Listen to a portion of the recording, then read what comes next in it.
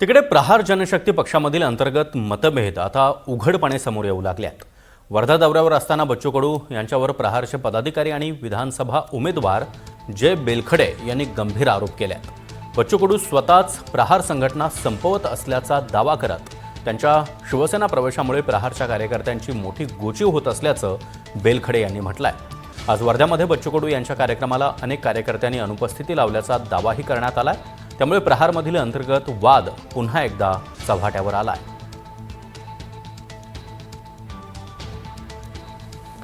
शिंदे गटांनी कार्यक्रम घेतलाय, पण शिंदे गट ह्या पहारला म्हणजे पहारच्या कोणत्या कार्यकर्त्यांना आवाज नाही देत, बलावत नाही आणि त्यांना कुठल्याच पद्धतीचा मान सन्मान देत नाही। आम्हाला मानाची गरज नाही, आम्ही कार्यकर्ते आहे, शेतकरी आंदोलनचे कार्यकर्ते आहे, म्हणून बच्चू भाऊ संघ होतो।